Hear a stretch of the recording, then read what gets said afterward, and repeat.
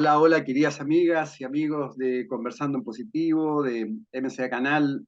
Un abrazo muy, muy grande, como siempre. Les habla Edgardo Fogel desde Chile. Contento de poder desarrollar un nuevo programa, una nueva conversación con un ser humano consciente, de hacer un aporte a la construcción de la nueva humanidad que está floreciendo afortunadamente paso a paso. Espero que estén todos bien, trabajando también en su desarrollo de conciencia, en su trabajo interno. Y bueno, este programa tiene justamente ese objetivo, poder hacer un aporte concreto a las acciones de una nueva humanidad, un aporte concreto a cada uno en forma individual, un aporte colectivo.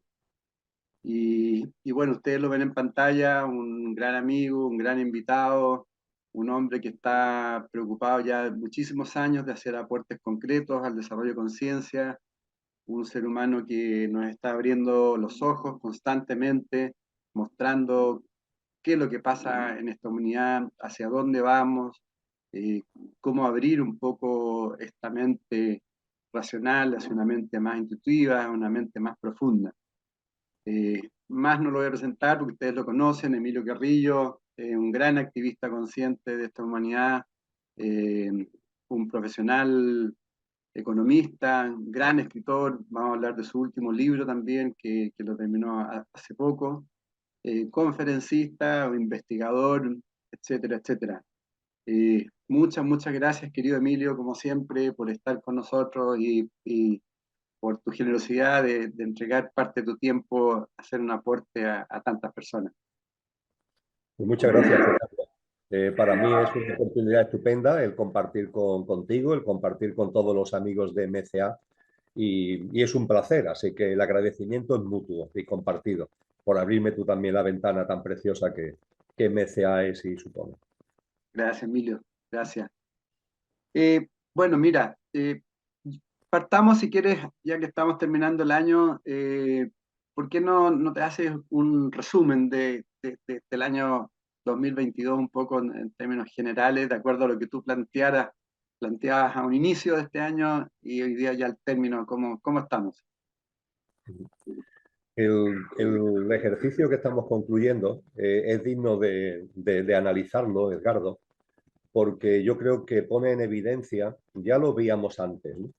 Pero se pone en evidencia cómo quienes dirigen este concierto mundial, por decirlo de alguna forma, los que llevan la batuta, la facilidad que tienen para cambiar el compás y que los músicos, que somos nosotros, sigamos el compás que ellos van marcando con una enorme facilidad. Creo que es importante recordar que hace 12 meses todo lo que tenía que ver con la crisis sanitaria seguía absolutamente en boga, absolutamente en boga. De hecho, había países, recuerdo el caso de Francia, recuerdo el caso de Italia, recuerdo el caso de Austria, había países que estaban incluso promoviendo medidas legislativas para imponer mayores coacciones, mayores prohibiciones, para imponer el tema del pinchazo de una manera más drástica. Y de esa forma terminamos el año 2021 y nos adentramos en el año 2022. En el año 2022, a finales de enero, se produce el cambio de compás. Es decir, el director de orquesta dice que esta melodía que llevábamos hasta ahora ya se le ha sacado suficiente jugo y es el momento de introducir una melodía distinta. Y muy pronto, en cuanto que entramos en febrero, lo que toma protagonismo son tambores de guerra. Cuando iniciamos el año 2020 había guerras en el ámbito mundial. Según Wikipedia, en ese momento había 64 conflictos armados y varios de ellos de los que se consideran muy importantes porque originan muchos muertos al año. De esos conflictos nadie se acordaba y ahí siguen todavía a día de hoy en el olvido, pero aparece un conflicto nuevo, el conflicto con la invasión por parte de Rusia de Ucrania, que se materializa a lo largo del mes de febrero, poco a poco, y a partir de ahí todo lo que tiene que ver con la crisis sanitaria queda radicalmente en el olvido. Se siguen dando casos, pero esos casos que antes eran muy importantes tenerlo en cuenta, ahora sin embargo, aunque haya casos, no hay que por qué tenerlo en cuenta, no tienen significación. y nos vamos metiendo en una dinámica donde con el telón de fondo del conflicto bélico empiezan a pasar cosas que afectan fundamentalmente, Edgardo, a lo que a mí me gusta decir que es el gran campo de acción del sistema distópico en el que estamos para mantenernos alienados y para mantenernos controlados y dominados, que es el campo de la economía. Ya hace tiempo que personalmente el proyecto de investigación Consciencia y Sociedad Distópica que dirijo, ya hace tiempo que estamos poniendo el acento en esto. La economía se está convirtiendo en el campo de acción, porque claro, la economía es básica en la vida del ser humano, influye directamente en cada uno de nosotros de muchas maneras. Y si la situación económica se caracteriza por la crisis, por la inestabilidad, por la incertidumbre, eso afecta vitalmente, materialmente, pero también vitalmente a todos los seres humanos. Y lo que hemos visto a partir de febrero del año 2023 es cómo esa inestabilidad económica ha ido a más, ha ido a más y ha ido a más. Además, con efectos que si serían muy lentos, necesitaríamos mucho tiempo para analizar, Edgardo, pero con movimientos muy curiosos de alza de las materias primas que provocan una situación de inflación, dicen, pero también hemos visto el descenso de las materias primas, es decir, por ejemplo, ahora el barril de petróleo está al nivel que estaba a principios de año, es decir, ha habido una especie de subida y después bajada. Ahora bien, los efectos inflacionistas se han producido y no decrecen. Y los efectos inflacionistas son importantes porque deterioran el tejido económico, porque generan esa inestabilidad, genera esa inseguridad a la que hacía referencia y hacen que la economía sea precisamente ahora mismo lo que vaticinábamos que iba a ser el campo fundamental de acción para que el miedo, la incertidumbre y la inseguridad esté entre nosotros. Y también de la misma manera hemos visto que desde el punto de vista de las políticas económicas, Edgardo, las políticas económicas, yo que como tú dices, no solamente soy economista, sino que durante más de 3 décadas me he dedicado a la docencia universitaria y además en el ámbito concreto de la economía política. Y yo he enseñado lo que es una actuación ante situaciones de crisis, lo que es la política monetaria, lo que es la política fiscal, lo que es la política de tipo de cambio, ¿no? Y ahora todo lo que se está haciendo es absolutamente contradictorio. Por una parte, los estados en la mayoría de los países desarrollados siguen teniendo un gran gasto público, lo cual favorece la inflación. Pero los bancos que emiten moneda empiezan a elevar los tipos de interés. Pero claro, si tú elevas los tipos de interés, pero aumentas el gasto público, el aumento de tipo de interés es para minorar la inflación, pero el aumento del gasto público o el mantenimiento de un alto gasto público eleva la inflación. Son políticas contradictorias. Finalmente, ¿qué es lo que vemos? Que la inflación sigue para adelante y que eso sí, los grandes beneficiados de la subida de tipo de interés son las corporaciones financieras y bancarias, que aumentan el margen y que pueden todavía lucrarse más, como está sucediendo. Y finalmente, y termino, Edgardo, recientemente hacíamos una apuesta en común sobre sectores que han salido beneficiados de todo lo que ha producido la guerra. Y esos sectores están muy claros. Y cuando miramos las grandes corporaciones empresariales que hay en el mundo, financieras y empresariales, podemos ver que las que tienen que ver con las tecnologías, las que tienen que ver con el armamento, la que tiene que ver en general con todo lo que es el movimiento de materias primas en sentido amplio, que de hecho si cogemos el ranking de corporaciones, estamos haciendo mención a las más importantes, han salido claramente beneficiadas. Ya se beneficiaron de la pandemia y ahora se benefician de esta crisis económica provocada, entre comillas, por el conflicto de Ucrania.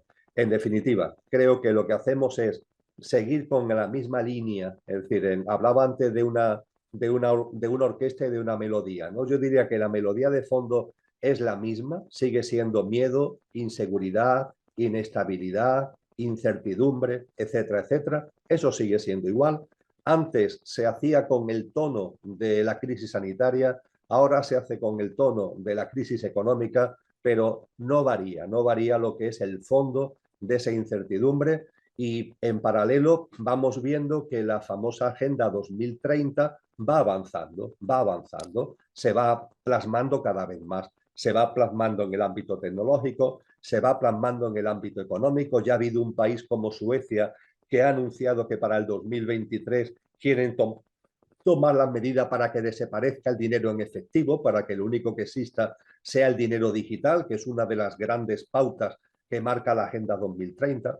Y en fin, y creo que el conjunto del género humano, pues seguimos asistiendo a esto y no terminamos de verdad, Edgardo, de hacer lo que nos corresponde, que no es sublevarnos, que no es comenzar una lucha, sino desconectar de esto en la medida de lo posible cada uno para vivir de otra manera. Es lo que me gusta llamar no la revolución, sino la reevolución. Algo que tiene que ver con nuestra propia transformación, algo que tiene que ver con una mirada distinta del mundo y algo que tiene que ver con una práctica cotidiana que rompa con los hábitos que esos que están ahí con la batuta dirigiendo la orquesta han metido en nuestras vidas, que son hábitos de egoísmo, de egocentrismo, de materialismo, de retener, de acumular, de poseer, de consumir, de alejamiento entre los seres humanos, de distanciamiento de la naturaleza. Pues bien, todo eso que son los sistemas de creencia y las pautas que nos tienen metido dentro, romper con eso, desvincularnos para empezar a vivir cada uno en la medida de nuestras posibilidades de una manera distinta. Pero ese movimiento reevolucionario en el mundo va lento, por decirlo de alguna manera. Lo que dice podría inferir que este año que ya llega, el 2023, no va a tener grandes cambios respecto a lo que sucede hoy día, el 2022. Principalmente vamos a seguir en el aspecto económico, en la crisis económica y, y eso, ¿no? El telón de fondo, ese tono de fondo que yo llamaba, es un tono de fondo que vamos a tener seguro en el 2023 y en el 2024. Mm. Es decir, ese tono de fondo del miedo que se plasma con una melodía o se plasma con otra, ¿no? Pero que es el telón de fondo, ¿no? Y muy posiblemente, desde el punto de vista del campo de acción fundamental, vamos a ir viendo cómo gana terreno, teniendo la economía como principal campo de acción, vuelvo a repetirlo, pero vamos a ver en el año 2023 cómo gana terreno, Edgardo, todo lo que tiene que ver con las distorsiones electromagnéticas. Creo que eso va a ir a más, que cada vez más personas en su vida cotidiana van a ir sintiendo los efectos de tanto electromagnetismo, ¿no? De tantas frecuencias electromagnéticas que cada vez más nos rodean por completo en nuestra vida. La tecnología 5G, más allá de la discusión sobre sus ventajas, a mí eso no me interesa. A mí lo que me interesa es el entramado, ¿no? Electromagnético que necesita, que conlleva meternos en una especie de gran tela de araña, ¿no? De distorsiones electromagnéticas. Eso va a afectar a nuestra vida, eso va a afectar a la naturaleza y en paralelo y muy ligado a esto también todo lo que tiene que ver con los efectos de la emergencia climática. Ahí hay un debate bastante estéril, Edgardo, que es el debate de las causas del cambio climático. Yo acabo de publicar un libro, el Eso, claro. último que he publicado acaba de salir hace unos días y es sobre el cambio climático, una aproximación consciente al cambio climático. Y el cambio climático tiene unas causas naturales que no se pueden negar. Es decir, siempre la naturaleza, la tierra e incluso el sol afectan al clima en la tierra. Eso sería absurdo negarlo. Si miramos no muy atrás, hace 10.000 años, por ejemplo, tuvimos una serie de acontecimientos ligados a la edad de hielo que están ahí, ¿no? Y que provocaron lo que en muchas tradiciones se liga con el tema del diluvio, expresado de una forma o expresada de otra. Eso sucedió 10.800 años antes de Cristo, es decir, sucedió hace ni 13.000 años, ¿no? Pongo esto como exponente de que el clima se ve afectado por la naturaleza sin ningún tipo de duda. Pero eso no quita que en paralelo es obvio que desde la revolución industrial la inconsciencia humana a través de la máquina, la inconsciencia humana a través de lo que es el sistema económico, también afecta a la naturaleza de un modo que antes nunca había afectado. Eso también es bastante evidente. Hoy día la humanidad afecta a la naturaleza y afecta al clima muchísimo más que hace 100 años o no digamos ya que hace 200 años. Y esto ha ido a más, con lo que el cambio climático yo diría que es un fenómeno multicausal, que no podemos solamente poner la mirada en una cosa, aunque tenemos que reconocer la influencia de la mano del ser humano en una serie de causas del cambio climático, y a partir de ahí lo que estamos viendo también es que hay una desidia, yo diría, lo digo de una forma muy coloquial, no lo digo para ofender a nadie, sino de una forma coloquial, es una tomadura de pelo que decimos aquí, porque permanentemente instituciones, foros internacionales, ¿no? Se rasgan las vestiduras ante los efectos que estamos viendo en el clima, pero sin embargo no se hace absolutamente nada. Y lo que hemos visto durante el año 2022, y lo vamos a ver sobre todo en el año 2023, Edgardo, es que en lugar de ir a las causas, en lugar de intentar atender a las causas que lo está originando, lo que estamos viendo es que nos olvidamos de las causas y cada vez se habla más de cómo paliar los efectos.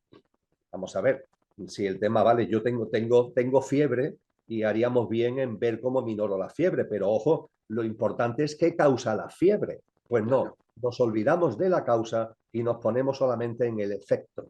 Y además, a la hora de paliar los efectos, lo convertimos en un nuevo nicho de negocio de las mismas corporaciones. Es decir, un nicho de negocio verde, entre comillas, que realmente está siendo impulsado por los mismos que están en las causas porque están realizando las actividades de contaminación y de calentamiento que están en las causas del cambio climático. Es toda una contradicción. Lo que están provocando, los que están aquí en las causas, lo que hacen es decir, paliemos los efectos. Y ellos hacen negocio aquí y también ahora hacen negocio aquí al paliar los efectos. Todo esto, insisto, es una especie de gran tomadura de pelo, pero eso sí, la emergencia climática multicausal está aquí.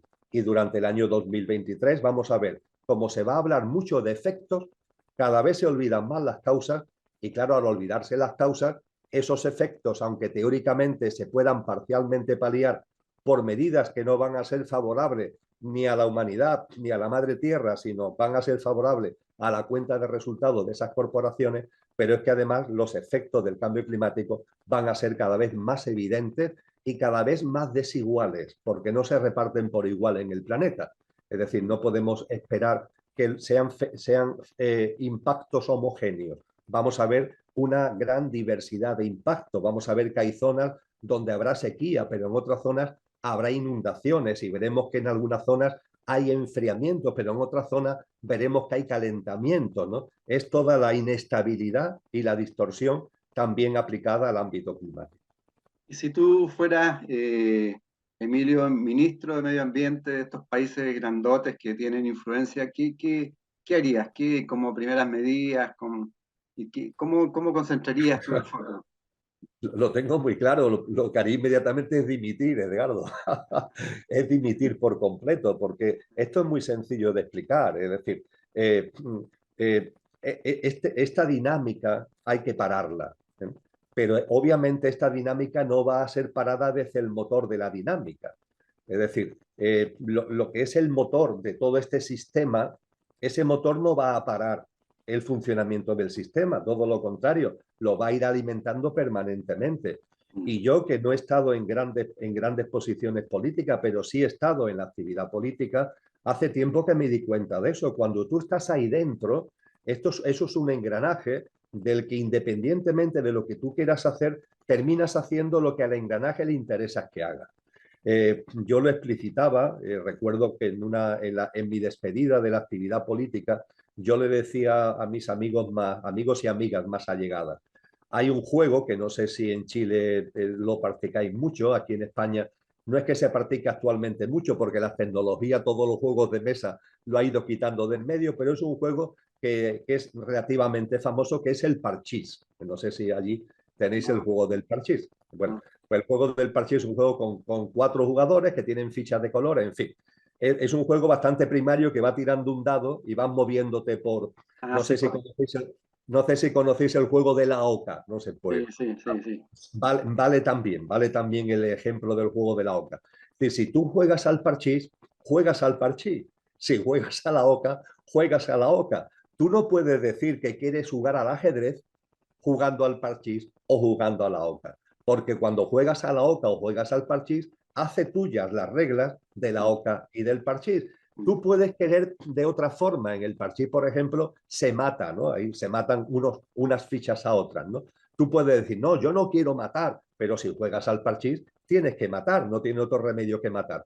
Es decir, cuando estás en el engranaje, estás en el engranaje. Yo de verdad que sé que en la actividad política a nivel mundial y sobre todo en los escalones, vamos a decirle, más cercanos al ciudadano, hay personas de valía, hay hombres y mujeres decentes que intentan de una forma honesta hacer cosas por sus congéneres en convocación de servicio público, pero yo he aprendido en primera línea de que eso, desgraciadamente, el sistema lo absorbe por completo y lo transforma en más de lo mismo. Así que mi percepción es que el entramado político institucional, hoy día no es sino una especie de marioneta al servicio del sistema socioeconómico y evidentemente el sistema socioeconómico tiene una dinámica muy clara que conocemos ya muy bien y esa dinámica no la va a cambiar bajo ningún concepto. Entre otras cosas, porque es como una bicicleta en la que como pares la bicicleta te caes. Entonces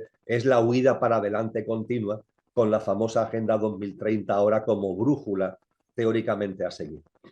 Y, y entonces, y para por ejemplo, para el hombre de la calle, para el ser humano común y corriente, en los conflictos tal como tú planteas, económico y medioambiental, ¿qué podemos hacer? ¿Qué acciones concretas tú plantearías?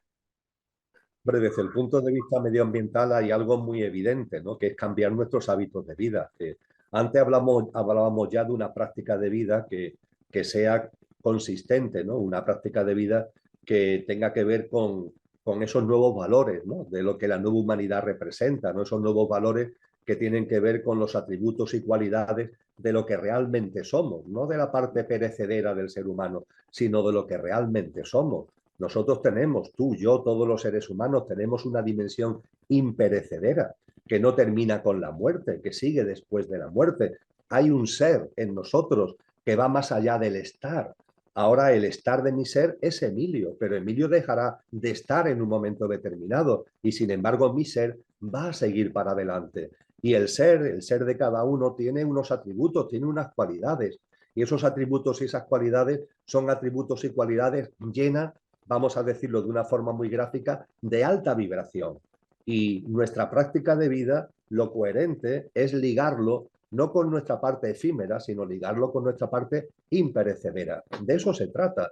Una práctica de vida donde los atributos y cualidades, la filosofía y las tradiciones espirituales han hablado sobre todo de los atributos y cualidades de nuestra alma, ¿no? Como expresión, ¿no? Como expresión más directa de eso imperecedero que podemos tener. Y desde hace 2500 años, ya en la República de Platón, nos encontramos, Edgardo, una preciosa descripción de cuáles son esas cualidades y cuáles son los atributos de lo que realmente somos. Cuando se habla de la justicia, cuando se habla de la verdad, cuando se habla de la sabiduría, cuando se habla de la creatividad y de la belleza, cuando se habla del bien común, cuando se habla de la voluntad, cuando se habla de la tolerancia, ¿no? Esos son los valores realmente que tenemos dentro y se trata de llevarlo a nuestra vida.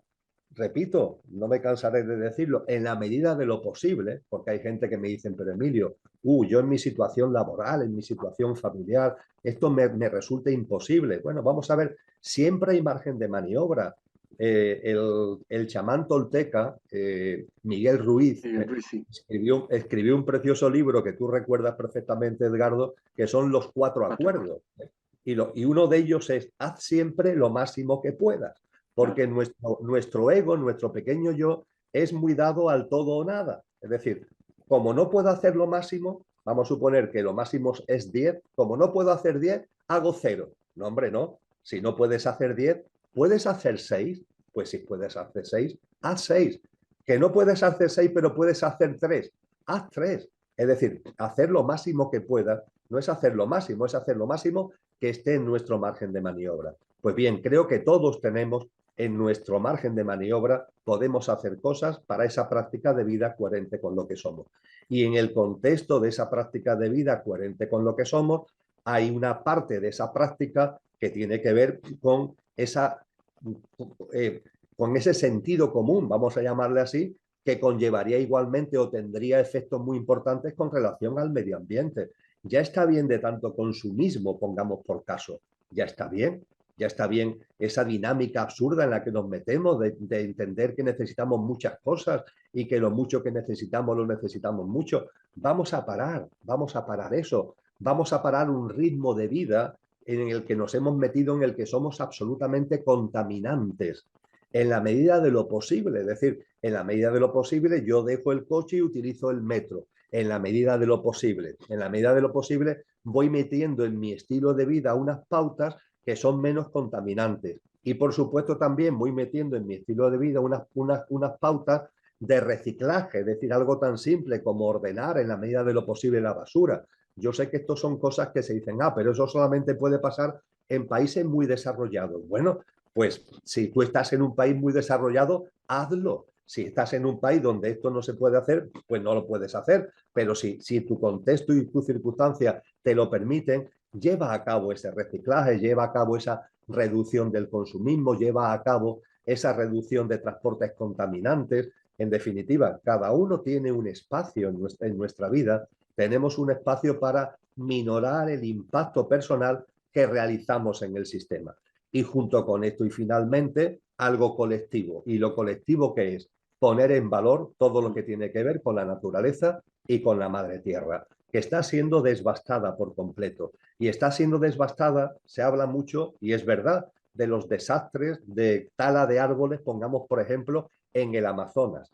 Pero es que en nuestras ciudades, donde tú vives, donde yo vivo, donde vivimos cada uno de nosotros, a una escala más pequeña, está pasando lo mismo.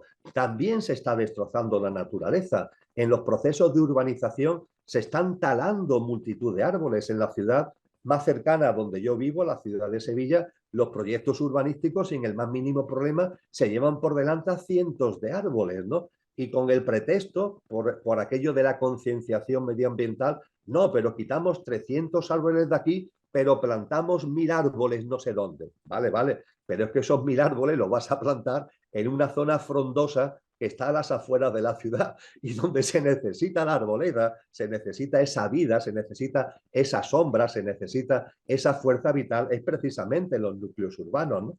Entonces, estamos en una situación en donde la conciencia tiene que llevarnos a ser cada vez, a tener cada vez un mayor compromiso, Edgardo, un mayor compromiso personal, un mayor compromiso individual y en la medida de lo posible colectivo, para que independientemente que el sistema va a por dónde va, nosotros entrar en una práctica de vida que seamos semilla de lo nuevo, porque lo nuevo va a venir, Edgardo, no tengo ningún tipo de duda.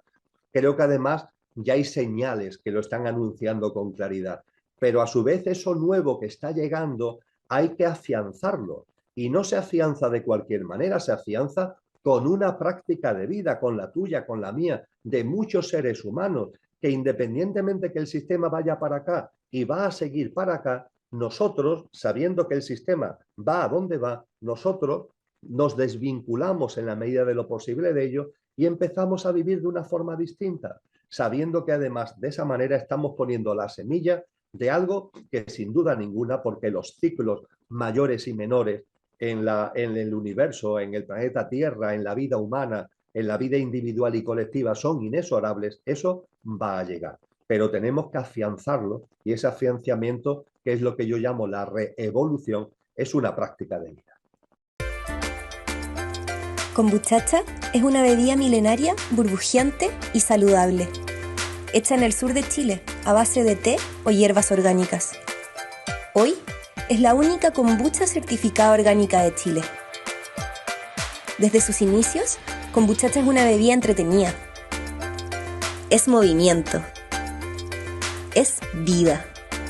Kombuchacha, la forma entretenida de regenerar tu organismo.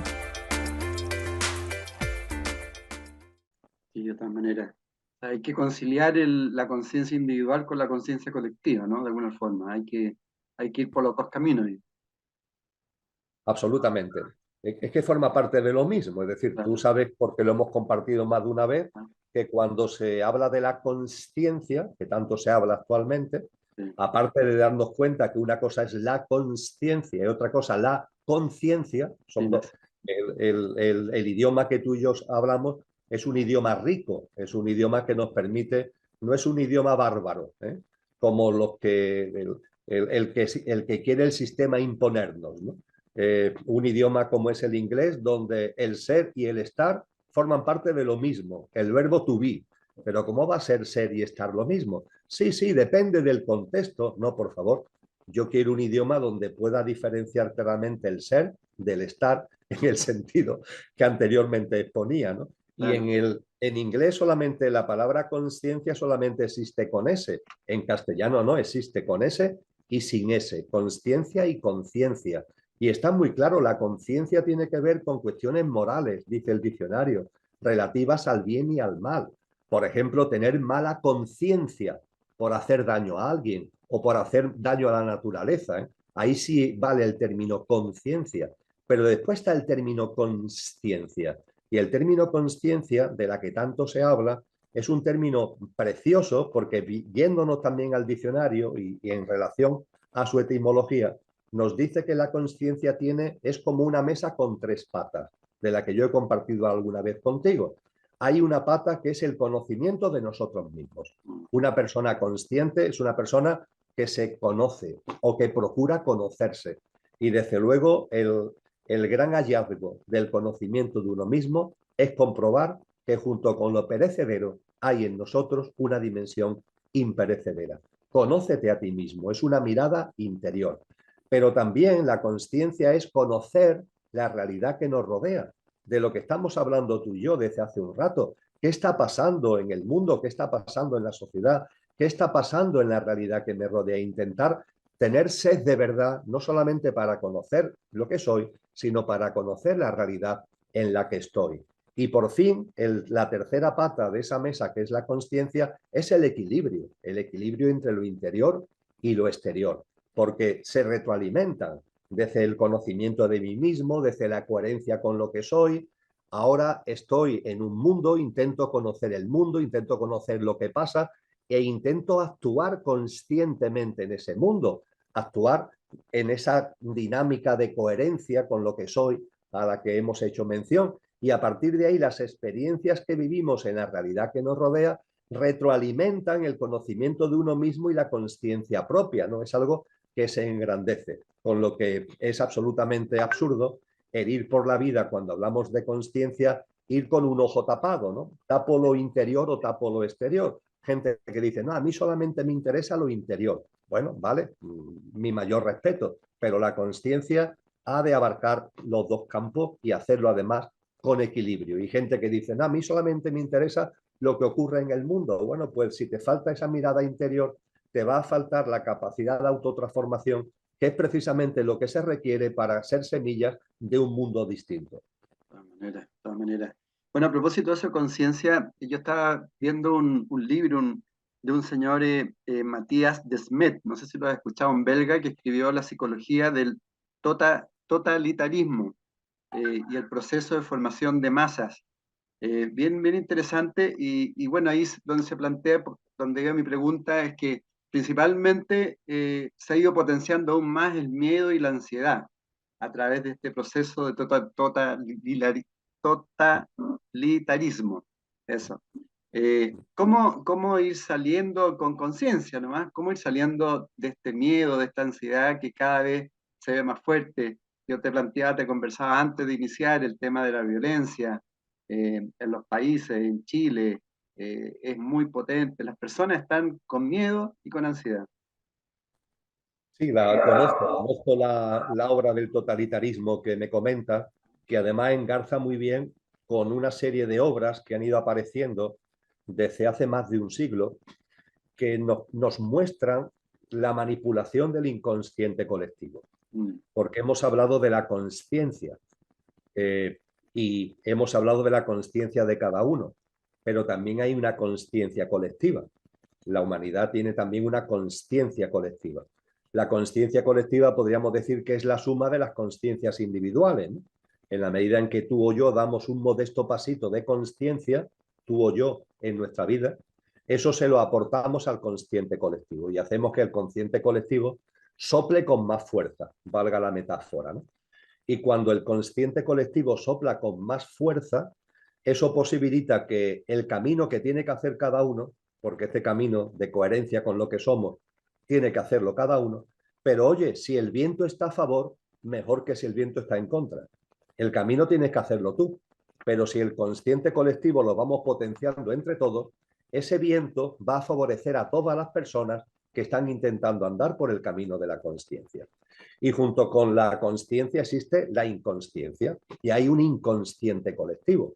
Ya en la obra de Jung fue una de sus peleas, precisamente uno de los motivos fundamentales de la ruptura que tuvo con Sigmund Freud, fue precisamente que él empezó a hablar de un inconsciente colectivo. No llegó a fraguarlo, pero lo apuntó ya, ¿no? Y efectivamente hay un inconsciente colectivo que también se elabora colectivamente, no a través de lo mejor de nosotros mismos, sino a través de lo peor de nosotros mismos. Todo lo que tiene que ver con egoísmo, egocentrismo, materialismo, todo lo que tiene que ver con ese miedo, etcétera, al que tú hacías referencia, tiene que ver con ese inconsciente colectivo. Y el inconsciente colectivo es el viento en contra. Si decíamos que el consciente colectivo es el viento a favor en el camino que cada uno tiene que hacer, el inconsciente colectivo es el viento en contra. De ahí la importancia de potenciar el consciente colectivo y de intentar que tenga la menor fuerza posible el inconsciente colectivo. Pero ¿qué sucede, Edgardo? Bueno, como se pone de manifiesto en el libro que tú has comentado, hay intereses creados muy potentes que lo que hacen es favorecer el inconsciente colectivo. De hecho, nos manipulan y nos interfieren y dominan y controlan desde el inconsciente colectivo. Nos nieblan la vista, nos nublan la vista desde el inconsciente colectivo. Y la obra que tú comentas, ya hubo una en 1895 que aconsejo leer porque lo hizo una persona que expuso todo ello de buena fe, se llamó Gustave Le Bon, y el libro tiene como título La psicología de las masas. Ahí ya se nos empieza a advertir de todo lo que puede representar, fíjate, 1895, todo lo que puede representar la manipulación del inconsciente colectivo. Y hemos llegado a un momento donde esa manipulación es tremenda. Se utilizan además sistemas, se utilizan instrumentos que para Le Bon hace 125 años eran impensables, claro, como son todos los instrumentos ligados a las nuevas tecnologías, ¿no? Para mantenernos alienados, distraídos, entretenidos y junto con eso las distorsiones a las que hemos hecho referencia que a través de la inestabilidad, de la inseguridad, del miedo, pues generan el caldo de cultivo para ser vulnerables. Y siendo vulnerables, somos fácilmente manipulables. Dicho todo esto, tú me has hecho una pregunta muy directa, ¿vale? Gracias por decirme, Emilio, lo que ya sé, ¿no? Pero, ¿qué es lo que hacemos? ¿Qué es lo que hacemos? Bueno, lo que voy a compartir puede parecer una expresión hueca o retórica, pero no es así, no es así. Es mi experiencia vital. Yo sé que es la experiencia vital de muchas personas, cada vez más, que intentamos en nuestra práctica de vida orientarnos para ser semillas de la nueva humanidad. Lo que corresponde es confiar en la vida plenamente, Edgardo, confiar en la vida. El tomar conciencia plena de que nada sucede por casualidad, de que nada ocurre por azar, de que todo lo que ocurre en nuestra vida, en lo personal y en lo colectivo, tiene un sentido profundo, tiene un porqué y un para qué. Y a partir de ahí, quitarnos los miedos, quitarnos los miedos. Lo que pueda pasarme a mí en mi vida cotidiana no va a ser fruto de la casualidad. Ni un asalto, ni una enfermedad, no es fruto de la casualidad. Tiene que ver con mi vida. Claro, como estemos empeñados en nuestro estar, como estemos empeñados en nuestro pequeño yo, esto no lo percibimos. Tenemos que vivir en coherencia cada vez mayor con nuestro ser para darnos cuenta que esto es así. Nosotros tenemos un campo de fuerza desde el ser que somos, que hace que en la vida de Edgardo, en la vida de Emilio, en la vida de cada una de las personas que están compartiendo con nosotros este diálogo, nada sucede por casualidad. Todo lo que llega a nuestra vida tiene un porqué. Todo lo que llega a nuestra vida tiene un porqué para empujarnos, para impulsarnos en la toma de conciencia, en la coherencia con vivir, en el recuerdo de lo que somos y en la coherencia con vivir en aquello como somos. Es decir, nada sucede por casualidad. Entonces, nadie va a enfermar por casualidad, nadie va a ser asaltado por casualidad, Nadie va a vivir ninguna experiencia de las que la mente rechaza, la va a vivir por casualidad.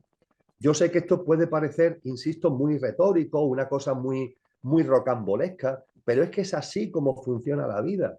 Y la vida, cuando confiamos en ella, vemos que está permanentemente a nuestro servicio y siempre nos está aportando exactamente lo que necesitamos en nuestro camino de consciencia, en ese camino que cada uno tiene que hacer, y mucho mejor si tenemos el viento del consciente colectivo a nuestro favor. Pero como decía Teresa de Jesús, ¿cómo paramos a la loca a la casa que nos va diciendo justamente lo contrario, nos repite cosas, y ahí donde va surgiendo la depresión, la ansiedad y el miedo, etcétera, etcétera? Bien, con relación a la ansiedad también hay un tema, voy ahora inmediatamente a lo que me has compartido, Edgardo, pero hay un tema muy importante. El ser humano tiene un componente energético, es decir, además de tener un ser imperecedero, en la parte perecedera no solamente tenemos un mundo físico, emocional y mental, que lo tenemos, pero es que además también tenemos en esta parte perecedera, tenemos un componente energético. Cuando las agujas de la acupuntura se ponen en algún punto de la epidermis, lo importante no es el punto de la epidermis, lo importante es el enclave energético donde se está actuando a través de esa aguja. Cuando se lleva a cabo la práctica del toque terapéutico, hoy día denominada Reiki, lo que se está movilizando tanto el que da como el que la recibe tiene que ver con el cuerpo etérico o energético.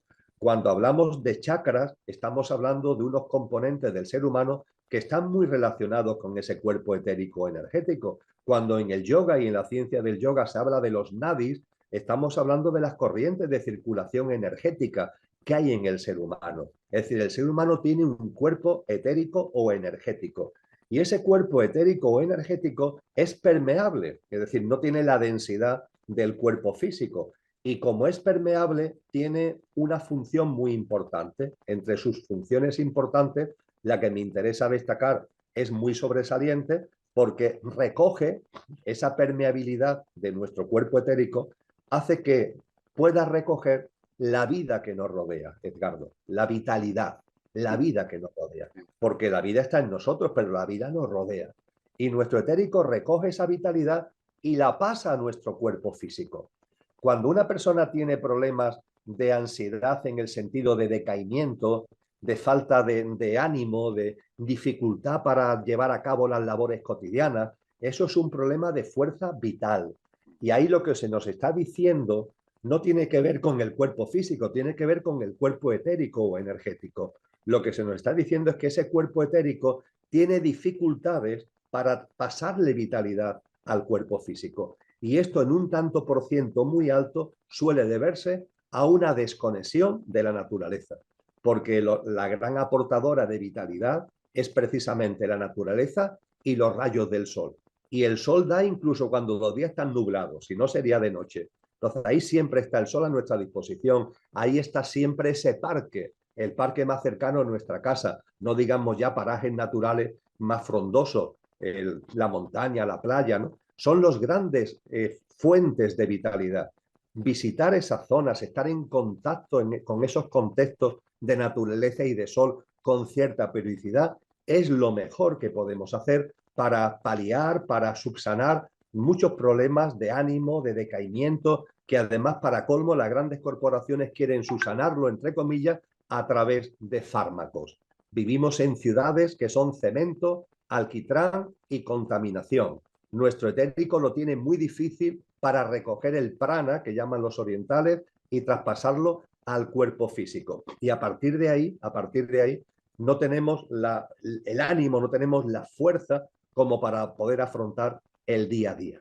Y eso, cuando tú me has hablado de la ansiedad, cuando me has hablado del miedo, etcétera, no quería dejarlo de compartir, Edgardo, porque creo que es algo enormemente práctico, enormemente sencillo y enormemente directo. Y desde el punto de vista de esa loca de la casa a la que tú hacías referencia, Santa Teresa de Jesús, que tenía ese humor magnífico, hablaba de nuestra mente, en términos más estrictos sería la mente concreta, ¿no? La que utilizamos para nuestro día a día. Y claro, la mente concreta tiene que se ocupa de lo rutinario, de lo cotidiano. No hay que encenderla, ella sola funciona. Pero claro, como no hay que encenderla, no hay que darle al botón de encendido, no sabemos cómo apagarla. Y hay muchas ocasiones que nos gustaría que estuviera apagada. Y sin embargo, no se calla. Es la gran parlanchina, se convierte en la loca de la casa. A partir de ahí, ¿qué hacemos para que si quiero guardar silencio? ¿Qué hacemos para que si me levanto a hacer pipí a las 3 de la mañana y vuelvo a la cama, no se ponga esa mente ahí a hacer de la suya, lanzándome pensamientos que me provocan insomnio o a lo largo del día que me está volviendo loco realmente porque no para ahí de darle vueltas a cosas que no es el momento porque quiero centrarme en lo que ahora corresponde, en el aquí y ahora, y no hay manera? ¿Qué hacer? ¿Qué hacer con eso? Bien, como este instrumento que tenemos es magnífico, esta mente que funciona ella sola para ocuparse de lo rutinario y de lo ordinario es magnífico. Lo primero que tenemos, el primer modesto consejo, Edgardo, es estarle agradecidos. Lo primero es agradecimiento. No mirarla, por tanto, como con ira, ¿no? Como con enfado, no. Tenemos que estarle agradecidos. Porque es muy importante, es la que pone el despertador por la noche, es la que lo escucha por la mañana, es la que hace que nos preparemos para poder afrontar el día, la que se ocupa de la mayoría de las actividades que realizamos en nuestro día a día. Le tenemos que estar agradecidos. Eso es lo primero. Y punto segundo, además de estarle agradecido, conocerla un poco, conocerla, ya que es un instrumento operativo que estamos todo el día con él, de la misma forma que conocemos cómo funciona nuestro móvil, ¿no? Pues qué menos que conocer un poco cómo funciona nuestra mente. Y nuestra mente tiene en su sistema de funcionamiento operativo un sistema que es la dualidad. Todo lo hace en base dual.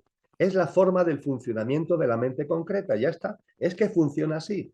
Para ella las cosas son blancas o negras, arriba o abajo, izquierda o derecha, positivo o negativo. Todo lo clasifica y además con el pequeño yo ahí también haciendo de la suya, me gusta y no me gusta, lo que me agrada y lo que me desagrada. Bien, cuando vemos que nuestra mente concreta funciona así, es como percibir que nuestro móvil tiene un determinado sistema operativo, pues ya está, funciona así. Ahora bien, que ese sea su funcionamiento no va a llevarme a mí a seguirle la corriente. La mente concreta, Edgardo, siempre ve algo torcido, porque funciona en la dualidad. Para ella siempre hay algo que va mal. Sin embargo, eso es simplemente un efecto reflejo de la mente concreta. No es verdad. Simplemente no es verdad. Y nosotros, conociendo a la mente concreta, lo que tenemos que hacer es no seguirle el juego. Yo recuerdo que cuando mis hijos eran pequeños, yo jugaba con ellos a ser el papá mago. Entonces, en un vaso de agua, metía un lápiz y le decía, el lápiz está derecho, papá hace magia, lo meto en el vaso y ¿qué le pasa al lápiz? Que se tuerce, ¿no? Dentro del vaso el lápiz se tuerce. Saco el vaso, otra vez está el lápiz derecho, lo vuelvo a introducir, otra vez está el lápiz torcido. Esta es la magia de papá. Bien, mis hijos eran muy pequeños, evidentemente. Yo creo que ya sabemos todos, porque somos mayorcitos, que la realidad es que el lápiz nunca se tuerce, ¿verdad? El lápiz siempre está derecho. Y que se tuerza dentro del vaso con agua es un efecto de ángulo, de refracción entre el cristal y el agua, ¿verdad? Bien, pues con la mente concreta pasa igual. Cuando la mente concreta, la pobre, que lo intenta hacer lo mejor posible, pero ante las cosas de la vida te dicen que cosas que están mal, tú lo que tienes que darte cuenta es que realmente en la vida no hay nada torcido y que todo tiene su porqué y su para qué. También la distopía, también este sistema que está ahí haciendo de las suyas, tiene un sentido profundo. El sentido profundo siempre tiene que ver con el ser. Y el ser significa consciencia. Y significa consciencia de recuerdo de lo que somos y práctica de vida en coherencia con lo que somos. Así de sencillo. Y una práctica de vida cada vez mayor. Entonces vamos entendiendo cómo funciona la mente y si antes decía que le tenemos que tener agradecimiento, el segundo consejo es que nos sonriamos, que nos sonriamos. Que cuando la mente dice cosas estrafalarias, como que siempre hay cosas que están mal, lo que hacemos es sonreírnos y decirle, bueno, mente, tú de la vida no entiendes.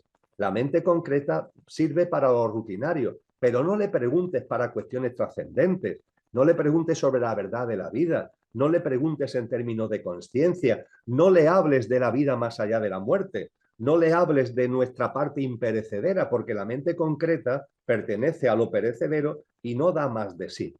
Agradecimiento, y cuando percibimos que aparece esa vocecita de la mente concreta que no se corresponde con la realidad, es la realidad que su sistema operativo refleja, pero no se corresponde con la realidad, no nos enfadamos, sino que nos sonreímos. Y yo en una parte de mi vida hacía una práctica que es que cuando aparecía esa mente concreta diciendo ese tipo de cosas, yo me sonreía y le decía, anda mente, cállate, vuelve a tu sitio, que ya te llamaré cuando te necesite. Ya está. Y lo hacemos de una forma absolutamente coloquial, no hace falta ni siquiera grandes solemnidades, no, es simplemente conocer que ahí está nuestra mente, que funciona como funciona, pero el mando lo tengo yo.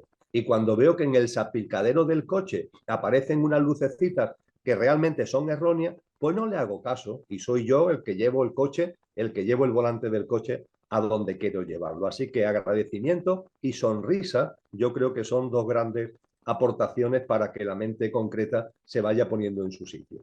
Buenísimo, buenísimo. Bueno, y eso mismo está relacionado con lo que tú planteas antes, la falta de, digamos, la desconexión que tenemos por el alto nivel de tecnología y también por la falta de conexión con la naturaleza, es lo que genera también ese rollo mental, la frustración, la violencia, porque no nos conectamos a nuestro propio ser, ¿no? Claro, fíjate, Eduardo, que estamos en un momento de la historia de la humanidad que es crítico, en el sentido que tenemos que decantarnos cada uno, desde el ser que somos, tenemos que decantarnos. Estamos en un huracán de magnitud aceleradamente creciente, porque este sistema socioeconómico, su dominio del entramado político institucional, todo lo que ello conlleva, esto es un huracán. Y es fácil de percibir que va a más, que no se está menguando, sino que está aumentando su intensidad de manera acelerada. A partir de ahí, lo que tú y yo estamos hablando, cuando hablamos de una práctica de vida revolucionaria, es de, bien, yo estoy en medio del huracán y ese huracán va a seguir su camino, pero aquí estoy yo. Y yo lo que hago es llevar a cabo, en la medida de lo posible, una práctica de vida que va por otro sitio, que no responde a las pautas, a los hábitos, a los paradigmas, a los sistemas de creencia del sistema, sino que intenta ser coherente con los atributos y cualidades de lo que yo soy. Yo en medio del huracán intento, es como yo lo expongo de una forma coloquial, ponerme en el centro del huracán. Del huracán no nos podemos ir, estamos dentro de todo este lío, pero se puede vivir de una forma distinta que coloquialmente es ponerse en el centro del huracán. ¿Por qué? Porque en el centro de un tifón no hay viento, porque en el centro de un tifón la temperatura es cálida y los cielos están despejados. Entonces nos colocamos desde esa práctica de vida coherente con lo que somos, con la bandera de la confianza en la vida, de la reverencia hacia la vida, con el compromiso conmigo mismo, con el ser que soy, me voy situando en el centro del huracán, que es sacar mi mejor versión, ser lo mejor de mí mismo. Y de esa manera vamos entrando en una dinámica radicalmente diferente, una dinámica en donde el sistema está aquí, pero yo, gracias quizás al sistema incluso, me estoy dando cuenta de cosas que si no, no me daría cuenta y camino por el camino de la consciencia.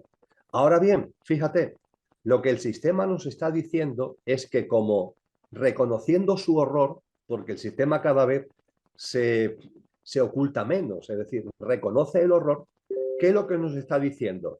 Que nos evadamos. ¿Y la evasión cómo se consigue? Por las tecnologías.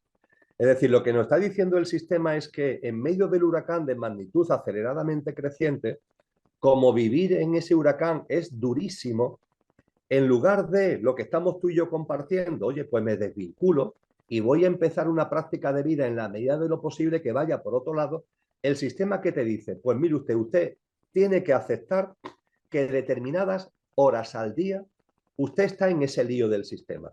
Ahora bien, cuando usted llegue a su casa, las horas que tenga a su disposición, usted se puede poner unas gafas ¿eh? Unas gafas tecnológicas y meterse, gracias a las tecnologías, en el metaverso. Y usted en ese metaverso ya es otro, ya es otro. Su vida cotidiana, que es un desastre, su vida cotidiana mediocre, alienada, sufriente, pues no se preocupe usted, eso es una parte de su vida, porque cuando llegue usted a su casa, usted se coloca ese aparato tecnológico maravilloso, se mete en el metaverso y usted allí es otra cosa totalmente distinta.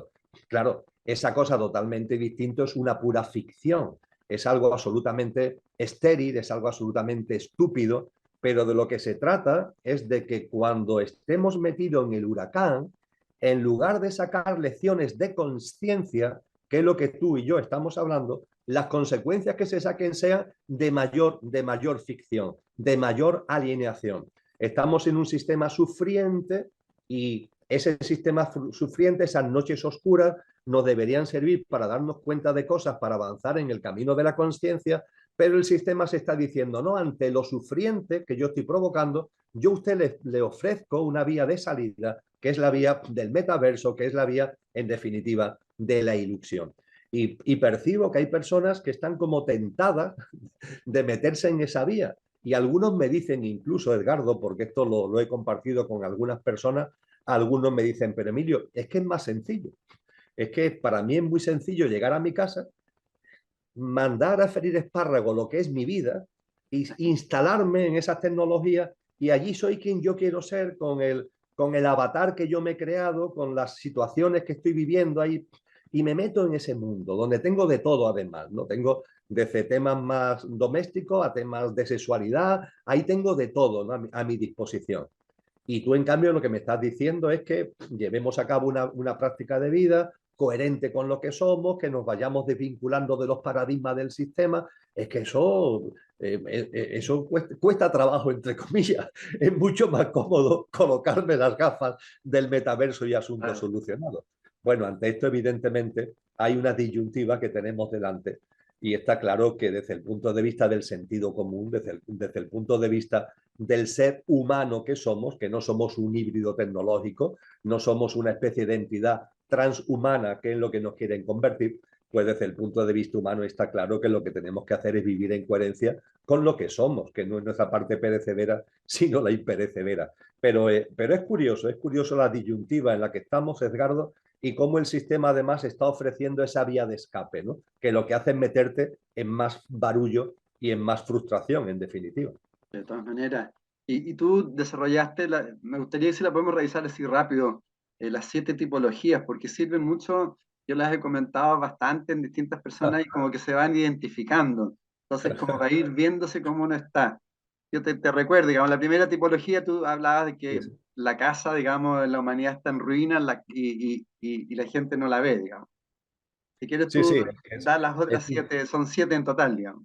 sí, es un símil divertido, Sí, gracioso, muy bueno. pero que sí, es ilustrativo, ¿no? Quizá de lo que está pasando, ¿no? Sí, Porque estamos compartiendo que el quid de la cuestión no está en pelear, ¿no? En resistirse, en estar ahí en controversia, sino en irte por una vía distinta. sí. Estamos en una casa, esta casa de huracán de magnitud aceleradamente creciente, esta casa que genera tanta frustración, tanto sufrimiento al ser humano, a la naturaleza, a la madre tierra. Y yo digo que tenemos que darnos cuenta que es una casa que está en ruinas, de ahí el sufrimiento, pero está en ruina desde los cimientos. Es decir, está declarada en ruina desde los cimientos. Con lo que nos tenemos que plantear que la alternativa no está en hacer nada con relación a la casa, sino ser semillas de lo nuevo, es decir, crear, construir una nueva casa. A partir de ahí surgen las 7 tipologías que tú comentas, ¿no? La primera, como tú recordabas, es la persona que está dentro de la casa y hay personas, primero, Edgardo, que no se dan cuenta que la casa es una ruina. Es decir, consideran lo distópico, ya lo tienen tan integrado que lo consideran normal. Es decir, sucede que ante tanta distorsión, ante tanto sufrimiento, hay personas que están tan adaptadas a eso que ni siquiera se dan cuenta del horror en el que estamos. Permíteme una nota a pie de página. Gastón Sublet, el gran sabio chileno, del que tú sabes que desde que gracias a ti tuve oportunidad de conocer su obra y su vida, es una persona que sigo y que me influye mucho, ¿no? Yo recuerdo uno de los primeros textos que leía de Gastón Sublet y él decía, pero daros cuenta que vivimos en un infierno, no podemos beber el agua de nuestros ríos, no podemos casi respirar el aire de la naturaleza, estamos destrozando la vida. Fíjate, es verdad, esto es un infierno y ciertamente es un infierno, pero hay personas que no se dan cuenta, ya está. Bien, la tipología siguiente, Edgardo, que es a la que yo creo que tú hacías referencia, es aquellas personas que se dan cuenta que están pasando cosas, pero se empeñan en reformar la casa. Oye, vamos a reformar la casa, vamos a cambiar el tejado, vamos a remodelar los tabiques, vamos a reformar la cocina, vamos a reformar el cuarto de baño, que la casa se está cayendo desde los cimientos. Olvídate de reformar la casa, no gastes energía en una casa que se está cayendo. Esas personas reformando la casa o queriendo reformar la casa siguen dentro del sistema, siguen ahí dentro del engranaje. Prefieren no ver, dices tú. ¿Perdona? Prefieren no ver, dices tú, es como la avestruz. Sí, no, están ahí, están los que no ven, ¿eh? Y los que entreven, pero la respuesta que dan a lo que entreven es la reforma, las propuestas de cambio, las propuestas programáticas, las propuestas políticas, ¿no? Que esto se está cayendo desde los cimientos. Hay personas también dentro de estas distintas tipologías, Edgardo, hay personas también que se están dando cuenta incluso de que la casa se está cayendo desde los cimientos, pero aún así se quedan dentro de la casa. Sí. ¿Debido a qué? A que están tan centrados en observar cómo la casa se cae, es decir, están tan centrados en observar cómo esos cimientos se van abriendo y la casa se está desplomando, están tan absorbidos por eso que siguen dentro de la casa. Yo esto se lo comento a los amigos que están dentro del ámbito de las conspiraciones, ¿no? Hablando coloquialmente de la conspiranoia. Están tan pendientes de las mentiras, de las falsedades, de las manipulaciones, de las tergiversaciones, que sí, hombre, que sí, que ya nos hemos dado cuenta, claro que sí, claro que nos están manipulando, engañando, controlando, dominando, y que lo hacen de esta forma y que lo hacen de esta, y que utilizan este sistema y que utilizan... Ya vale, ya, pero a partir de ahí no te quedes ahí. Pues no, yo tengo amigos y amigas que están ahí. Es como unas arenas movedizas que te absorben. En definitiva, siguen dentro de la casa, Edgardo, siguen dentro de la casa. Dentro de la casa, por tanto, están los que no ven, están los que ven, pero prefieren no ver, los que ante la caída de la casa no se dan cuenta o no quieren darse cuenta que es algo que está provocado de celocimiento y se empeñan en reformas y en gastar energías, en mejorar no sé qué o mejorar no sé cuánto, y están los que se quedan absorbidos totalmente por la conspiranoia, entre comillas. Estos cuatro tipos siguen dentro de la casa, los cuatro siguen dentro de la casa. A partir de ahí hay otras cosas que hacer, claro. Y las otras cosas que hacer, ¿cuáles son? Pues construir la casa nueva. Y en esa construcción de la casa nueva también hay variantes, Edgardo, también las hay. Porque hay personas que dicen, sí, Emilio, me he dado cuenta. Y yo me comprometo a construir la casa, perdón, yo sí veo la necesidad de construir la casa nueva, pero no te preocupes porque esa casa nueva no las van a construir otros. Claro. ¿Cómo, perdona? Que no lo va, sí. Que hay un promotor urbanístico que nos va a construir la casa nueva de la nueva humanidad. Sí, Emilio, sí. Y algunos me hablan de extraterrestres. Y dicen, sí, porque hay extraterrestres que son bondadosos, extraterrestres evolutivos. Ellos son los que van a generar las circunstancias, van a crear esa nueva casa. Otros me dicen, una opinión no menos alucinante, otros me dicen, no, Emilio, dentro de la élite, esa élite que controla, que domina, hay una división, porque hay gente de la élite que son buenos. Y esa gente de la élite que son buenos están confrontando con los malos y ellos, la élite buena, va a ser la que nos va a construir la nueva casa. Extraterrestres, élite buena, por favor. Esta casa tenemos que construirla nosotros. Es que también vuelvo a utilizar el término, es de puro sentido común. ¿Cómo vamos a forjar una nueva humanidad si la casa de esa nueva humanidad, la nueva casa, no la construimos nosotros? ¿Tú esperas de verdad que alguien te la construya? Pues ingenuo. Y lo que puedo asegurar es que los seres espirituales y las civilizaciones extraterrestres evolutivas, que seguro que la hay, tienen una norma fundamental que es un apoyo, pero un apoyo indirecto, nunca la interferencia. Y nunca, nunca van a construir la casa nueva por nosotros, porque eso es algo que nos corresponde a nosotros. Fíjate que ya llevamos 5 tipologías, las 4 que se han quedado dentro de la casa y los que dándose cuenta de que necesitamos la nueva, quieren que otro te la construya. Finalmente tenemos 2 tipologías que nos damos cuenta, como tú y yo, que tenemos que construir la casa nueva y que es nuestra responsabilidad. Pero pueden pasar 2 cosas, que construyo la casa nueva, aporto fuerza, aporto energía de vez en cuando, de vez en cuando. Voy a un taller, voy a una conferencia, hago alguna actividad, hago alguna aportación, de vez en cuando. Por favor, hay que construir la nueva casa con perseverancia. Y así llegamos al último, a la última tipología, que es a la que modestamente yo llamo de corazón, pero convoco con fuerza. No, hombre, no. Vamos a olvidarnos de esta casa antigua que se está cayendo. No gastemos ahí energías, no luchemos contra eso. Vamos a poner toda nuestra fuerza y nuestra energía en construir nosotros, no extraterrestres ni una élite buena, nosotros la nueva casa, y esa nueva casa vamos a construirla con perseverancia, no de vez en cuando, sino que eso forme parte ya de nuestra vida, que sea el eje prioritario, el eje motor de nuestra vida. Maravilloso, sí. Es una invitación a que todos nos sumemos, ¿no? A la perseverancia y a la convicción de que tenemos que estar trabajando para eso, para una nueva humanidad, si la otra casa ya está destruida, ¿no? Sin duda ninguna, Edgardo. Sí. Sí, sí. Son tipologías muy simples, pero yo creo que son ilustrativas, ¿no? No para enjuiciar a nadie, ¿no? Sino que para que cada uno veamos dónde podemos estar, ¿no?